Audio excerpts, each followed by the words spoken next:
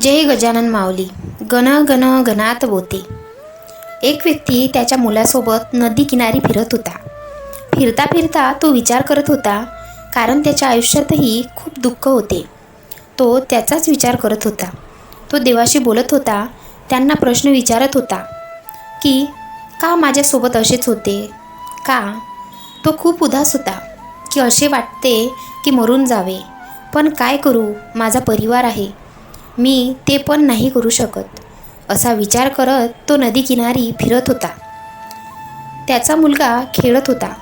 चालता चालता त्याला ठेच लागली आणि ठेच लागल्यावर तो पडून गेला. आणि पडल्यावर त्याला एक मडका दिसला, ज्यात काही वेगवेगळ्या रंगाचे खडे होते. ते बघून त्याला जास्त संताप आला की अरे, मलाच पडायचे होते. पहिलेच माझ्या आयुष्यात इतके सारे दुःख आहेत, अजून मी पडून गेलो, हेच व्हायचे बाकी होते.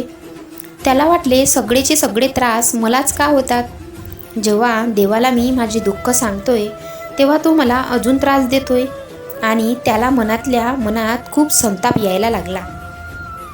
तो दुःखी होऊन बसून गेला. आणि जेव्हा त्याला तो मटका दिसला, त्याने त्या मडक्यातले रंगीबिरंगी खडे उचलले आणि पाण्यात टाकायला सुरुवात केली. त्याचा तो राग शांत करण्यासाठी तो ते दगड पाण्यात फेकू लागला. त्याने सगळे दगड नदीत फेकून दिले. आणि त्याच्या लहान मुलाने एक खडा हातात घेतला आणि तो लहान मुलगा त्या खड्याशी खेळत बसला होता. त्यांच्या वडिलांना वाटले की ठीक आहे, हा खेळतोय तर खेळू दे. तो म्हटला की चाल, आपण घरी जाऊ. आणि ते घरी जायला लागले. जेव्हा ते घरी जात होते, रस्त्यात त्यांना एक माणूस भेटला. त्या व्यक्तीचे लक्ष त्या मुलाच्या हातातल्या त्या खड्याकडे गेले. त्या व्यक्तीने सांगितले की तुमच्या मुलाच्या हातात जो खडा आहे तो मला द्याल का? तुम्ही तो मला विकाल का?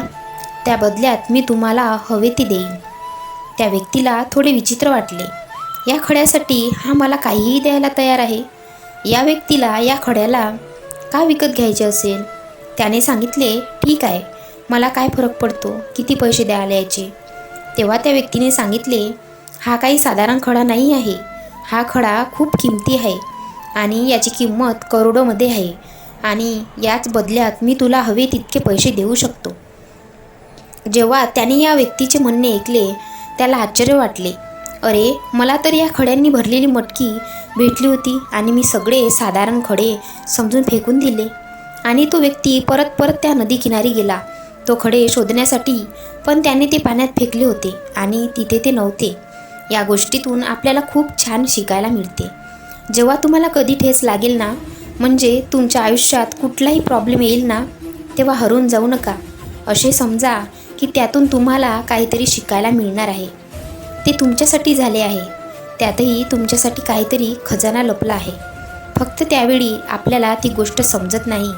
आणि सगळ्यात महत्त्वाची गोष्ट म्हणजे आपण प्रत्येक वेळी प्रत्येक क्षणी विचारात अटकलेलो असतो.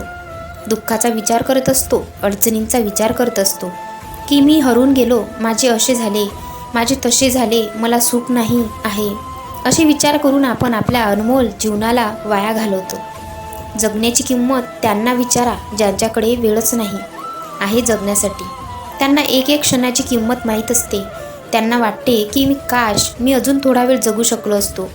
आणि काही जण त्यांच्याकडे वेळच वेळ असतो, ते वेळ वाया घालवतात फक्त आणि फक्त विचार करण्यात वाया घालवतात. म्हणून तसे करू नका. तुम्ही तुमच्या मनाने हारू नका. कितीही संकट येऊ द्या, कितीही अडचण येऊ द्या, तुमच्या मनाला मजबूत ठेवा. प्रॉब्लेम कसाही असो, तुम्ही जर मनात ठेवेल ना, मला कुठल्याही गोष्टीचा काहीच फरक पडत नाही, तुमच्या मनाने असे ठरवाल ना, तर तुम्हाला कोणतीच गोष्ट दुःखी करू शकत नाही. व्हिडिओ आवडल्यास व्हिडिओला लाईक करा, शेअर करा. चॅनलला सबस्क्राईब केलं नसेल तर चॅनलला सबस्क्राईब करा. जय गजानन माऊली. गण गण गणात बोते.